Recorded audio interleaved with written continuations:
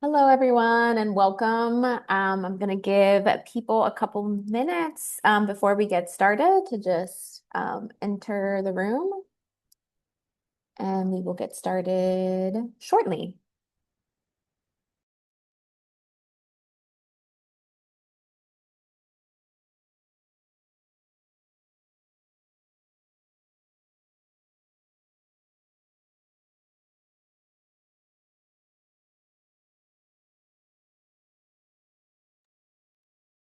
And as you're joining, if you want to use the chat to let us know where you're tuning in from, what city.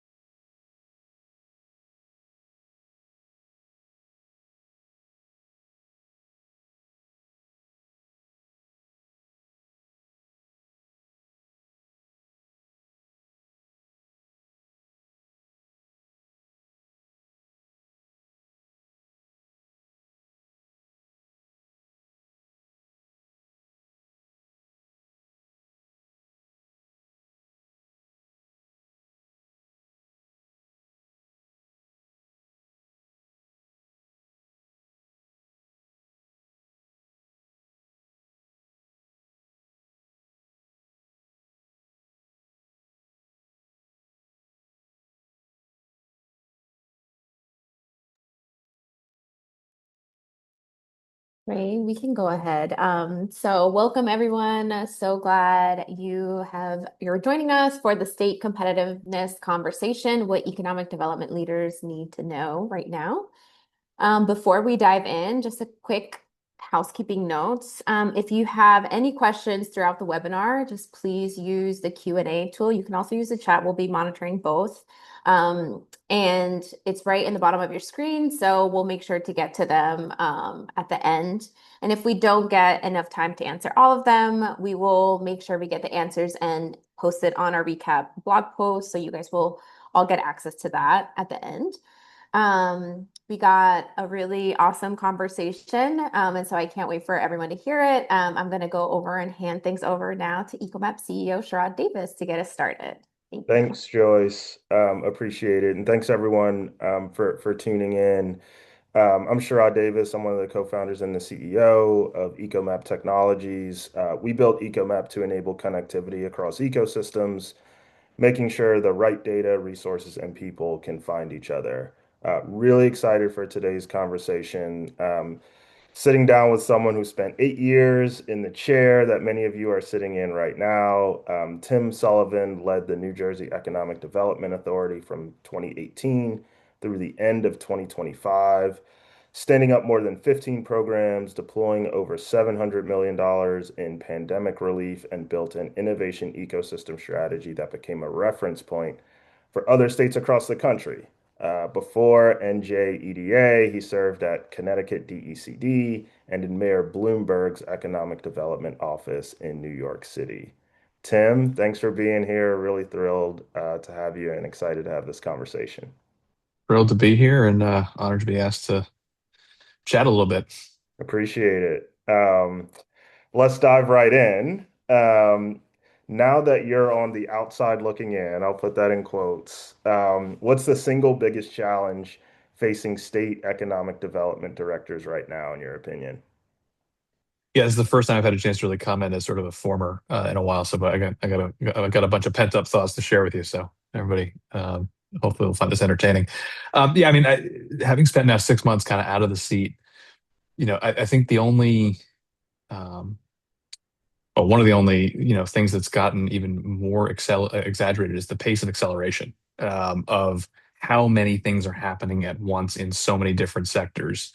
And that's true in sort of small business, mom and pop land. That's true in, startup scale ups. That's true in large companies. That's true with anybody who's got global connectivity. Just the variety of things that are coming your way on any given day at any given hour just seems to continue to expand. And the other one is the scale of all this. Particularly that this is more of sort of an AI and sort of tech and semis world. In the old days, a couple $100 million transaction was a big deal. And now you're seeing transactions in the tens of billions. And when I say transactions, I don't mean corporate M&A deals. I mean, investments that companies are floating, um, saying they want to make in state X or city Y. And, to use the Jaws cliche, I mean, you're going to need a bigger boat. It's a different sized animal than, trying to get a couple hundred units of housing built or trying to get, 100,000 square foot factory to plant its flag. It's just a different size and scale than our systems historically have even been able to imagine. And so that's just presents more and more challenges on an already challenging plate. Yeah. And so as you think about the pace of change, right? We had tariffs, we've had other things. When you were at NJEDA and the macro environment shifted, how did you handle it, and what would you advise peers to do in the environment we're operating in now? Yeah, great questions. I mean, certainly when I had the privilege of serving under Governor Phil Murphy from 2018 until the very end of 2025, as Sherrod had mentioned earlier. So by far the biggest macro shift was the pandemic and sort of the stopping on a dime. Obviously the first and foremost that was a human tragedy and a public health tragedy, but right behind it, it was an economic crisis. We also had two shifts in federal administrations while I was in that seat. So we went from the first Trump administration to the Biden administration. Then we went back from Biden, of course, to Trump too. And so, and particularly that second time, you saw massive shifts in federal policy and federal priorities. Without editorializing, I think we can all agree there were big shifts. And particularly in the pandemic, and I think this gets to why EcoMap exists and is such an important participant in this conversation. The data and visibility that people have into what's even really going on in their own ecosystems is, on a good day, hazy. And particularly when you're in a crisis, again, a real crisis, when everyone was dealing with whatever they were dealing with in their own personal lives and their own neighborhoods and their own families and whatever else during the pandemic, and then to try and keep a decent tab on what was happening on your neighborhood, your district, your city, your town, your county, your state was really hard. And so we did our very best to be pretty data driven. But it was you had and that's in the immediate first couple day couple months when it was a real crisis, and then when we shifted to sort of whatever the new normal was going to be, and the return to office question, and were people ever going to lease office space again, and did it even make sense to have a central business district? Obviously a lot of those thoughts were sort of overblown and unrealistic even at the time, of like, the future of cities is over. Like that was, I was going to use bad words, that was nonsense from the jump. But it was, it was a moment where you're like, I don't know, maybe cities are going to change a little bit. It didn't really. um, so trying to sort of keep an eye on sort of the long term and the short term at the same time was always a real challenge, because you always have, the fundamentals of the American economy. Yeah, they shift year to year, month to month, but they don't like shift that much. And sort of, the trajectory that a state like New Jersey or any other state is on doesn't stop on a dime or shift on a dime that much. So trying to keep the short term and the long term simultaneously in view is almost always, a headache. Yeah. And so in moments like that, Tim, what are some of the things that the governor's office may need from you? Like what questions do they have for their economic development leaders, that's sort of driving the conversations that you're having with your team internally to flow that information in a way, to sort of keep the trains moving on time, if you will? Yeah, I mean, certainly during those kinds of crises, and probably even more so if you look at things like shifts in federal policy around things like offshore wind, which was a little less general as a crisis, but certainly a crisis for the offshore wind sector. What a governor's chief of staff, their senior people in the executive office need is a combination of both quantitative assessment of what's really going on and also qualitative assessment. It's one thing to look at a sheet of numbers, which you have to look at because you want to look at trends and you want to look at um, all the sort of the raw data and the interpreted data as best you can. But you got to be able to marry that with the on the ground experience of, you know, what's really going on in a commercial district, what's really going on inside the C-suite of a company that's making a major decision. And so again, trying to balance the need for both quantitative and qualitative assessments, but also trying to be comprehensive too, right? The one of the worst things you can do when you're giving someone advice is just repeat the last thing somebody told you. Mm. You can't, if you're at a dinner on Tuesday night and you're catching up with somebody and over a glass of wine or two talking about the state of the world, and then Wednesday morning the governor says, "What's on your mind?" and you just repeat what that person just told you, that's not particularly valuable. You need to have 10 or 20 good qualitative data points, conversations in your head, and be having those constantly. And that can't just be the CEO of the economic development organization. It can't. You got to have a team of people who are keeping their fingers on the pulse of what's really going on in whatever part of the economy you're talking about. That could be big companies and big pharma CEO suites. That could be startups. That could be commercial corridor moms and pops. But having a real pulse for what's going on is incredibly important. It feels like to me, Tim, that every state is chasing like the same sectors. I'll just list four of them. Data centers, semiconductors, clean energy, advanced manufacturing. Maryland came out with our lighthouse industries, and as we EcoMap look across the landscape, there's like three or four that feel like are on every state's list, priority list. Um, when everyone is sort of chasing the same sectors, talk to me about how you thought about differentiation when you were in the seat. Yeah. Yeah. First of all, I agree with your premise completely, particularly when you have, well, I mean, one of the things that has been a big shift in the last 18 months or so has been a much more, again, we can argue about whether this is a good thing or a bad thing. It doesn't really matter for these purposes of these conversations. The federal government is playing a much more active role in, for lack of a better word, kind of deal making and transactions and, company level decisions about where to make major investments. That is different than it was from 2021 to 2025. The CHIPS Act came along and sort of was the forerunner of that, but it kind of accelerated quite a bit in the last 18 months. And so that's an extra X factor. You have the federal government, which has an opinion on things. They're not just a neutral entity, um, shaping the nature of the chasing of all those industries, because those are all strategic industries for the country, as they should be. And I think the federal government is appropriately thinking about semis and thinking about advanced manufacturing and reshoring and life sciences and all that. That's a good and appropriate thing for the feds to do, but it's added an extra factor. Um, I mean, I think one of the things, if you're in a seat like the one I used to be in, you've got to be disciplined about is actually knowing what not to chase.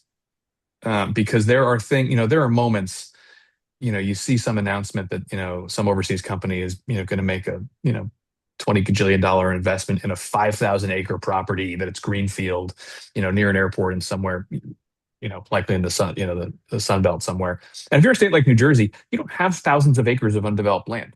So if the target is a big fab that needs tons of acreage, or is an electric battery or an electric vehicle manufacturing facility, again, it would be great if New Jersey or Maryland or New York or Connecticut or places like that, or similarly situated states, had room for that. They don't really. And so chasing those things aggressively, I think, is probably not a great use of time. So sort of having the discipline to know what to chase and what not to chase um, is incredibly important. That's really hard to tell a governor, to tell a mayor, to tell a county executive, to tell a chamber of commerce head of like, I know there's lots of headlines. I know this feels like a big sexy thing to go chase. It's kind of not our dance. We don't really know how to do that one. Mm. Um, so that's one. Two, I think, is if the premise of your chasing efforts, the premise of your pitch is just money, that the state will make it free or throw tons of money at you, I don't think you're doing it right. Money matters. Obviously, it's a competitive, particularly in a competitive situation, but the fundamentals have to work first. Money should be a tiebreaker. Or a sort of a tipper, not a fundamental decision. If you're pitching an advanced manufacturing project, or you're pitching a pharma company and you have no pharma industry or no advanced manufacturing capabilities in that particular, every state's got advanced manufacturing capabilities to a certain extent. But, if you don't have the right kind of sub focus that company is looking for, you could build the project yourself and give it to them for free. It doesn't make any sense for them to do it. So you've really got to make sure the fundamentals are there. This is sort of related to that first point in some regards. But you got to make sure the fundamentals of your workforce, the fundamentals of your higher ed system to train the next generation of workers or employees of that company are there. The infrastructure is there. Again, if you're pitching a fab and you don't have a ton of water, good luck. So it can't be just money. There's a lot of economic development strategies that start with, we're going to make it cheap for you to do this. Okay, it's fine. That's a good factor. You'd rather be lower cost than higher cost. But you've got to have the fundamentals, and it gets to things like you got to be able to pitch the things that also matter. Again, it depends on the nature of the project, but if it's a corporate headquarters, for example, the executives are going to want their kids to go to school, and are the schools good? Is the quality of life good? Are the towns charming and fun, and towns or cities or whatever? Are they dynamic and attracting? They have good restaurants and good theater and stuff like that. That stuff matters. Stuff matters because you're asking a CEO to put her or his life in flux and put it somewhere different. And um, those things matter as well. So that's a big way to differentiate. It can't be just money. It can't be just money. It can't be just infrastructure. You got to Yeah. need both, but you also need those fundamental things on your side. hmm we've talked about two sort of lanes so far. One is things are changing. We've got to get leadership, governor's office, chiefs of staff up to speed. We've talked a little bit about um, sort of competitiveness within states when pursuing some of these industries. Can you take us a layer down, Tim, a little bit? Because in both of those examples, you either said explicitly or alluded to sort of data needs to bolster onto the pitch or the brief or whatever it might be. Can you just talk a little bit about sort of how that worked at NJEDA, maybe the makeup of the team and the tools at a high level, and how you actually sort of executed some of those strategies with data? Yeah, absolutely. I mean, if you can get away with making a pitch that just says we're good at something or we've got enough talent, I suspect you've got somebody on the other line that's not very on the other end of the line that's not particularly credible, and I wouldn't be excited about them making an investment in my state. You need to be able to describe to them the workforce in detail. How many computer science degrees is your flagship university producing every year? How many skilled tradespeople in the various trades you need to execute your project do you have available? What are those granular elements that matter? And then what's the financing and funding environment? People want to understand the cost environment. They're going to understand the cost of labor, the cost of energy, the cost of um, energy, the cost of certainly the tax framework matters. So having that kind of data available is incredibly important. One of the things that when Governor Murphy came in, we had a pretty aggressive economic growth and economic development agenda, and a part of that was really enhancing the capabilities of EDA, which was EDA is now 52 years old. When I took over, it was 30 or something years old. Excuse me, 42 years old. And so it had a long, proud tradition. We didn't have a ton of people who were data crunchers. We didn't have an economics team, for example, of someone who'd been to grad school in economics who could help us understand and really play with an implant or a REMI model, or play with BLS data in a credible kind of way that could actually be useful. And be thinking about strategic sectors and doing real research. And so we added probably its peak 3 or 4 or 5 people in that group, um, and that was enormously helpful in better understanding how what was really going on in our economy, what was really going on in the subsectors as well. Because again, tracking things like employment data is important, but not as interesting as what's going on in various subsectors. What's going on? How are you seeing what's going on in your entrepreneurial ecosystem, meaning your startup ecosystem? What's really happening in terms of people fundraising money or deploying their VC money. Um, all that matters a great deal. Yeah.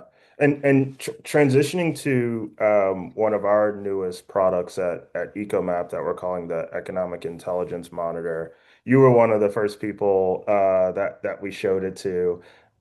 Just as we're talking about data, I'm curious what your reaction was when you first saw it, especially as someone who like lived this for such a long time. I know we had a conversation about it, but I just think your insights would be helpful for the audience. Yeah, no, I think it's a really a great tool and platform, and give it my thumbs up, my seal of approval that matters to anybody. But I think one of the things, so I've had the privilege of serving under 3 different chief executives, a mayor and 2 governors. I know a lot of other governors and mayors. They're all really competitive. People who sit in the CEO seats of economic development authorities are really competitive. And so we want to know how we're doing compared to our peers. Now, peers may not be your immediate neighbors, but peers are who you think of as competitors. And so, the ability to have a customized data set and a visualization of how am I doing versus, states X, Y, and Z that I consider my basket of comps, or if I'm a city, same sort of idea. And also being able to look below just like top line unemployment data. I'm not an economist by any stretch of the imagination, but I was yelled at by enough economists to know that the top line unemployment rate number is like a really silly indicator of how to like care about your economy. And you can explain it to your grandparents if you need to, of like, how can you add jobs and the unemployment rate goes up, and you shouldn't be mad about that. You should be happy you added jobs. I understand all the nuances that go into that data, but it's just not a. If your governor or your mayor wakes up pissed off that the unemployment rate went up even when you added 10,000 jobs, that's a tough conundrum. So you want to be able to get much more granular than just the headline numbers. And so being able to have customizable data that matters to you, in whatever seat you're sitting in, I think is a really, really valuable competitive advantage. Because it's not, you don't need, most of that data doesn't move day to day, minute to minute, hour to hour. It moves month to month, quarter to quarter, but you want to see those trends. And most, not enough economic development organizations really understand their own economies. And I say that with including the ones I've been a part of. We're excellent at the project level. We're excellent at the sort of sector level sometimes, but not really in the macro economy, or the macro overall economy. And so having real data that governs it. We did a sort of a back of the envelope version of what you all have built that I think is a great tool. In the pandemic, we were coming out of the pandemic, we were looking at recovery issues and sort of how did we know if we were back to normal, whatever normal means. There's no such thing as normal in New Jersey, my blessed home state. We were looking at things like NJ Transit ridership data, because it was an indicator of, okay, everyone says they're going back to the office, but are they really? Well, no, ridership data in the early months was still off 50, 60, or 40, 50% from its peak on the rails. Buses were back to normal, which told you different types of jobs were coming back because the bus routes are different than the train routes. And so that kind of intelligence that you can get from data, if you know what to do with it, is really interesting. And things like house prices and things that are not typically considered economic. They're not always economic development dashboard sort of blinking red lights, but they should be. And if your population is growing or shrinking, that tells you something about what's going on in your economy. If your house price, if you're not creating enough housing to keep up with your population demand, and therefore house prices are going up faster than you would like them to, that's a problem. If you're having the opposite problem, that's also a problem. So being able to interpolate and have all that in kind of one place and competitive is enormously powerful and valuable, I think. And can you just expand a little bit, Tim, on because it's been really fascinating to me as we've started having more conversations about this product, this idea of like using it to support advocacy efforts, whether it's a chamber of commerce or an economic development authority. What we think about at EcoMap is how do we equip our customers with the tools that they need to accomplish their personal, professional, organizational goals. And so one of the trends that we're seeing is like it's one thing to have the data, it's one thing to have these dashboards. You alluded to this earlier, but it's really important to have like the right narrative with it. Can you just talk a little bit about like why that distinction is so important and how those two things kind of fit together in a cohesive tactic to sort of move the needle on economic development? Yeah, I 100% agree with everything you just said. The I think part of the challenge is economic development tends people who lead economic development tend to be pushed and pulled around by headlines of something really good or something really bad that has happened in city X or state Y. Some company has left, some company has decided to come. That's great, but when someone comes, it's bad when someone leaves. But being able to actually look at the overall data and the overall picture and pair it with, if you have 4 or 5 companies that decide they're leaving, or 4 or 5 startups that decide to pick up roots and move to some other city or state, that does tell you something. But 1 or 2 does not. But if you can say, look, the number of jobs we have in the economy is up, the number of new business formation filings we have, particularly high propensity filings, is up or down. You get a richer sense, so you can actually frame an accurate narrative. You're able to push through the sort of recency bias of like, company X just decided they're going to Texas. And if you're following New Jersey, you know which company I'm referring to, which is not great, but there's reasons, first of all, that happens. And it's one thing and 10 other good things happened. Don't tell that to the press or, elected officials who are trying to make a headline is endemic. You're never going to stop that. But being able to frame those decisions and when something bad happens, do you have to react or overreact? And sometimes you have to overreact, and sort of take it more seriously than it seems because it's a leading indicator of other things that are about to happen or could happen. Sometimes it's an anomaly, and you just got to kind of say, well, we'll keep trying for the next opportunity. Um, and so having granular data that decision makers, by which I mean governors, senior legislators, state treasurers, et cetera, can really have a pulse on what's really going on to accompany the anecdotal stuff that happens, the day-to-day flows of, I was at a meeting and I heard from so and so that they're not happy. Okay, if that's part of a broader trend that is backed up by data, that's interesting. We should do something about it. If that's just so and so being grumpy because they didn't have enough lunch and they were being a jerk, you shrug it off. Yeah, yeah. Um, since you brought up Texas, uh, Yeah. what what what advice would you have for what I might describe as sort of like emerging economies, right? When they're trying to compete with the likes of Texas and Florida, Georgia, California, you name it. How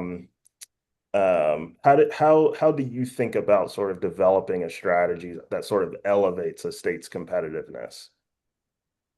Yeah, I mean, some of it is so I could do like 4 or 5 hours on this and you'd all fall asleep. But the I will competitiveness comes from a durable actual advantage. And those advantages can be geographic, they can be infrastructural, they can be higher ed and talent driven. So, if you're, let's just pick on, well, in a good way, pick on Boston and Cambridge, you got MIT and Harvard. That's a good head start on a lot of other people. And what happens there that matters. So if you can talk about leveraging those capabilities, if you're in Baltimore and you've got a big port, that matters. So that leveraging the things that you have on your side, and then also making a concerted effort to make a couple bets on things that kind of are located that are not as central to um, location specific locations, and they could be done almost anywhere. Then you get good at the things you need to do them somewhere. I just think about, again, we can all have our opinions about defense spending, but depending on budget's $1 trillion plus for the foreseeable future, that's a lot of defense tech and a lot of advanced manufacturing. There are places that have some competitive advantage because they've been doing defense tech for decades. You think about places like Norfolk or Groton in Connecticut that make ships and submarines. The final assembly is going to be next in the water, but the component pieces of that stuff could happen anywhere. And how do you position yourself to be nimble enough to get the right pieces of the value chain? Semis is another example, right? Big fabs can, first of all, there's only going to be so many big fabs in the United States, even if we significantly expand our supply chain, which we should. There's only going to be so many big giant fabs. But the supply chain elements of that, the components that go into it, those can be almost anywhere. And so if you can leverage an advantage beyond just a tax rate arbitrage, because I don't think that's a winning strategy. I think that's a side dish, not a main dish in the discussion. It matters, but it's not the existential thing. It's talent, it's infrastructure, it's higher ed, it's research capabilities, those kinds of things. So I think you got to pick your spots and not try to compete everywhere for everything. We're coming up on the end here, so if there are audience questions, feel free to drop them in the chat or in the Q&A, and we will try to get to them. What are some of the common mistakes that you've seen other economic development directors or offices make as it relates to competing for some of these large opportunities, et cetera? I've made plenty of my own. I don't have to even highlight other Right. people's mistakes. Um, so, leading too much with money is almost always a mistake. If you're like, we have the best incentive program, we have a giant incentive program. That's all you need to know about. We have a giant tax rebate program. That's all you need to know about. It's not good enough. You've got to have, I think about New Jersey's film Jersey journey, for example. We brought back the film and digital media tax credit in 2018, and tax credits in film world are table stakes. They're not they get you into the game, but you have to have the rest of it. You have to do the Jersey film spiel, but I'll spare you for now. But you have to have the fundamentals and the reasons people want to do business in your state or in your city or in your town. and you can't just lead with money. Like the Amazon HQ2 process was, rife with this. So people just like, here's 20 bajillion dollars. Jersey did this too. Here's 20 bajillion dollars. Do whatever you want. Have fun. That's, you look at, New York, which kind of sort of won and then decided it didn't want to win. That wasn't a cost play. That was a talent play. That was a location play. I think they played it pretty smartly, until they stopped playing. But I think when you lead with just money, you end up with just a transaction as opposed to a real relationship and a real investment. Um, that makes sense. A question from the audience, and I'm actually curious about this. This is a good question. What states is New Jersey benchmarking itself against now, and why? Yeah, combination of the sort of the natural Northeast players, because from and what we would consider Maryland, Pennsylvania, up through Maine, as the Northeast. So that would not include, for example, Virginia. Although increasingly you got to look at Virginia North. So it's the traditional Northeast, plus you got to look at Virginia, North Carolina. Um, are the main ones. I mean, you can make an argument we should be looking at Tennessee and Texas. Tennessee is increasingly playing sort of the Northeast and sort of Sun Belt game. Um, Texas and California and Florida are just sort of different. They're very different to compare yourself to. And you can only sort of take what you can only make hay out of what the market gives you. And the Northeast, has old infrastructure. We do not have tons of undeveloped land. You cannot build a 3,000 acre factory on greenfield land. And the anti-sprawl person to me thinks that's a good thing. So you've got to have the right comp set. So we used to benchmark ourselves pretty aggressively against the Northeast. So not to brag, but New Jersey during Governor Murphy's time in office had the fastest private sector job creation in the Northeast post pandemic, and that included Pennsylvania. And those are, each of those states are different in a lot of ways. They've got different tax rates. Pennsylvania's corporate tax rate's a lot lower than Jersey's. Its topography and geography is a lot different than Jersey's. But the kind of Maryland up through Maine was our main competitor set. Got it. Um, One piece of advice to a state economic development director watching this right now, what would it be? Um, you can have all the best programs in the world if you don't communicate them and get them out into both your existing stakeholder set and sort of new potential customers.